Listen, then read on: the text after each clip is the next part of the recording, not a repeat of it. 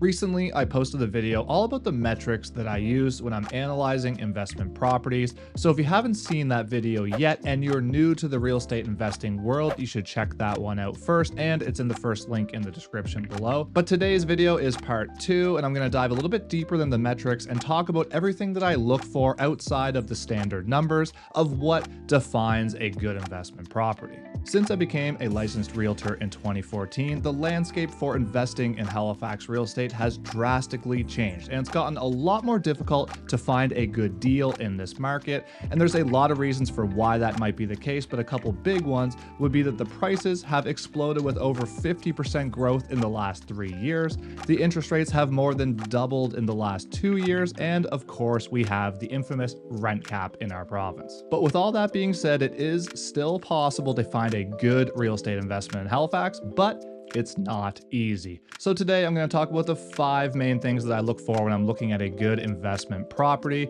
And again, if you missed part 1, you can find it in the link below in the description. And make sure you stick around to the end, because the first 2 points I'm going to make today are pretty obvious, but the last 3 are ones that people often overlook. But before I get into it, if you're new here, my name is Andrew Stevens, and I've been a realtor in Halifax for 9 years now. And if you're looking to be educated on the Halifax real estate market, then this is the channel for you. So go ahead and hit that like button and hit that subscribe button. And if you're looking to book a call or a meeting with me to chat about investing in Halifax real estate, you can do so anytime through the Calendly link below in my description at a time when it's convenient for you. So item number 1, this one is solid income. So there's a lot to consider in the realm of income, but let's look at the obvious. The higher the income, the better. And that's obviously what makes a good investment, is the more money that it's going to make. Now there's a few things to consider here, but are the rents currently at market value? And if they're not at market value, how long would it take you to get them up to market value? Are the leases year over year, as in a periodic lease, or maybe they're month to month? Or are they a fixed term and you know when the particular tenants are going to leave? So if they're not at market rent, how long would it take you to get them up to market rent? And in terms of determining what is market rent, this really just comes down to comparing it against other comparable units in the area. And you'll get a real knack for this if you're constantly looking at investment properties and if you're in this kind of investment real estate world. But if you don't know, you can look at comparable listings in the area on, say, Kijiji or Facebook Marketplace, or your realtor should have a very good idea as well. And from a cash flow perspective, everybody is a little bit different in what they look for. And I think it really comes down to whether your investment is going to be a long-term investment or a short-term investment. So for example, for me personally, I'm always looking at the long-term value and what I'm going to gain over a 10 or 20 year period, because I'm not looking to sell any of my investment properties anytime in the near future. So to me, that long-term potential of what it could be 20 years from now and what I'm going to gain equity-wise in the property over that time frame is worth a lot more to me personally than the few $100s or maybe the $1,000 I'm going to make from that particular property per month as a cash flow. But yes, obviously,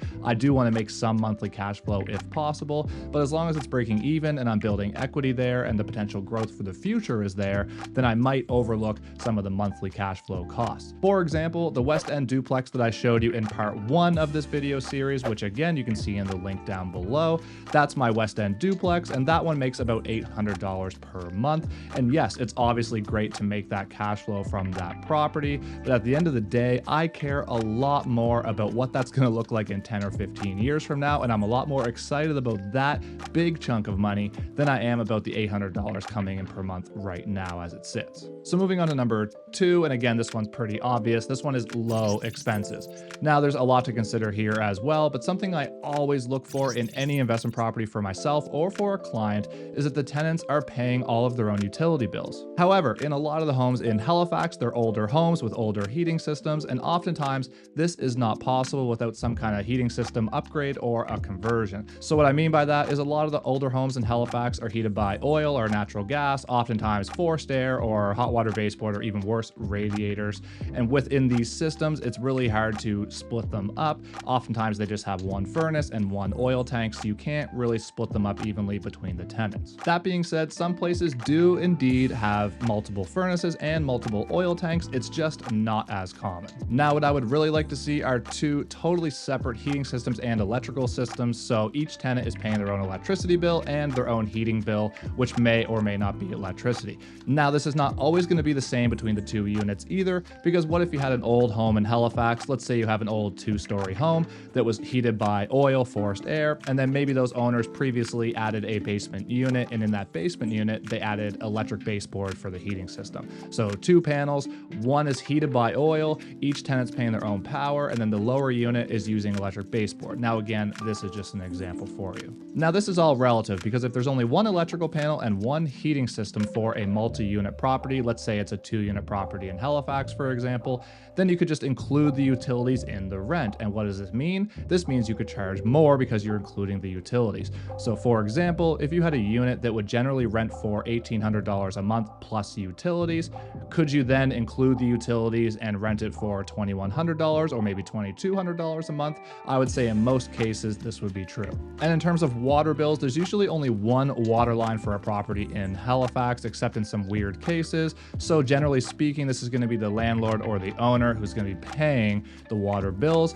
But this is minimal in the grand scheme of things, and to give you an idea, my triplex in the west end of Halifax that I sold last year only had one water line, so I paid it for the whole building, and the costs were only about $1,000 a year, so less than $100 a month. Moving on to number 3, and now we're getting into some of the fun stuff. This one is potential growth. This is personally one of the biggest things that I look for in an investment property, and yes, you could buy something that's already renovated with very low maintenance and that is already at the top of its potential market value, or you could buy something with huge potential equity gain in the next 5 or 10 years, depending on how long you're planning to keep this property.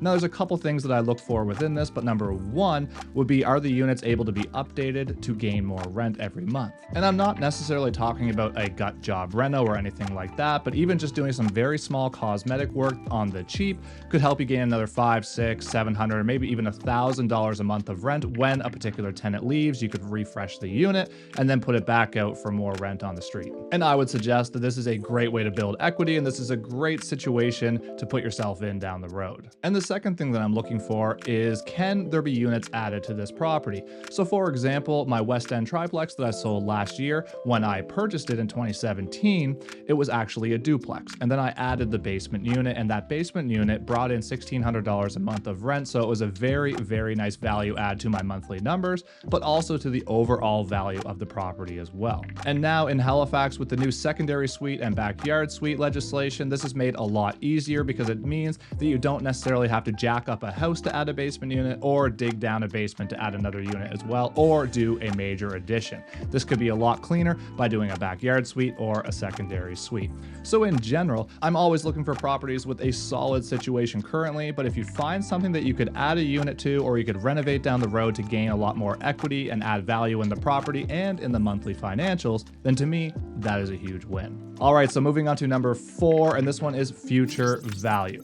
Now, there's a couple different ways that I look at this, but number 1 is I want to buy in an area that I feel is going to have great growth over the next 5, 10, 15, or 20 years. Now, myself personally, I'm a big believer in the Halifax Peninsula. All 3 of my properties are on the Halifax Peninsula, and I love being close to downtown just because I love that location in general. All my rental properties are close to my own house, so they're easy to manage. But on top of that, I find that the peninsula has the best growth. However, I'm a big believer in some other up-and-coming markets as well just off the peninsula, such as Fairview, Spryfield, North End Dartmouth, and downtown Dartmouth as well, and right around the Armdale area is a really good one too. And if I go a little bit further than that, outside the city even further, you could be looking at Truro, Bridgewater, and Windsor. Those would be my top 3 in terms of markets outside of the HRM that I think will have great growth over the next 10 years. And the second thing that I look for is a property that is not necessarily maximizing their highest and best use. So what I mean by this is, let's say you have a 2-unit property on a lot in Fairview, and maybe this lot is big enough that you could subdivide it and build a couple sets of semis.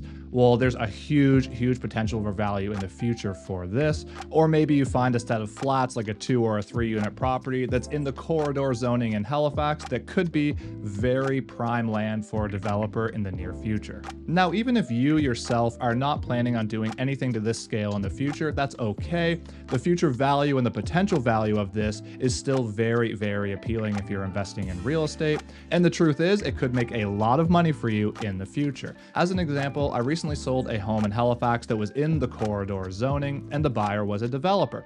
Now, to this developer, this property was worth a lot more than a standard buyer, say a first-time home buyer or a young family, because they already owned a few of the lots in this particular block. So this was like the third or the fourth one of the half dozen lots that they were picking up. So because of this, my clients were able to sell this to the developer for a higher price point than they would a regular buyer, and they made about $150,000 or $200,000 more than they usually would have. Now, at the time of purchase years ago, this was kind of not really realized or recognized at that time, but at the end of the day, this was a huge value add for them, and it made them a lot of money. So they were very happy with their decision to buy a home in the corridor zoning. So this is just one example, and it's not always the be-all end-all, and that's not to say if you have a corridor zone lot that you're going to make a ton of money, but there's a good chance that you will. And the truth is, there's no more land being developed on the Halifax Peninsula or nearby. So if you have one of these lots in a hot spot for development, it could be your golden ticket, so to speak. All right, so last but not least, moving on to number 5, and this one is property features. So this one is fun. Put yourself in the prospective tenant's shoes. What would make you rent this particular property instead of another unit down the road by one of your competitors? So here's some of the things that I found very appealing to tenants over my experience of dealing with multi-unit properties. And these are things that most tenants have told me this is why they rented the property instead of the one down the road, for example. And this is important for a couple reasons. Number 1, it allows you to push the barrier to get more rent. And number 2, it allows you to quickly rent the unit so you don't have any vacancies. The last thing you want is months where you have an empty unit not making any rent in an investment property. So in no particular order, number 1, overall size and layout of the unit. Is it on par with kind of the standard of the area, or is it way smaller or a way different layout than most of your competitor units? Number 2, let's talk about finish level. How is the unit finished based on what the rent currently is, and is there potential for growth there as well? Number 3 is laundry. Do you have it in the building, or is it in each unit? And if it's not in each unit, is it easily accessible in the building?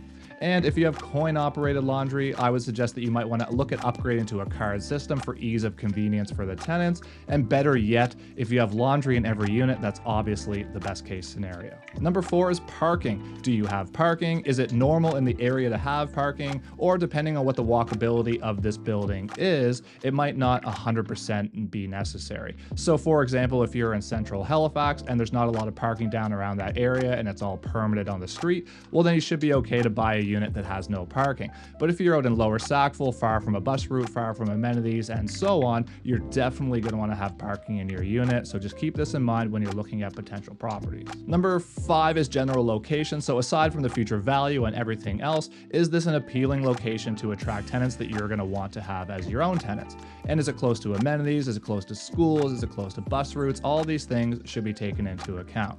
And if there's no good walkability, you definitely want to be close to a bus route. So the next one is outdoor spaces. So if you have a great backyard space, this is going to be a huge pro for a tenant. And all of my rental properties have great outdoor spaces. And this is something that the tenants tell me all the time after they sign a lease. They love the backyard, and that's why they went with this particular property.